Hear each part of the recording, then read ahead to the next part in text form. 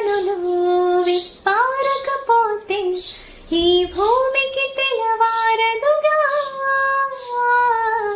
నీ గాజుల చేయి కదలాడకపోతే ఈ మనుగడ కొనసాగదుగా.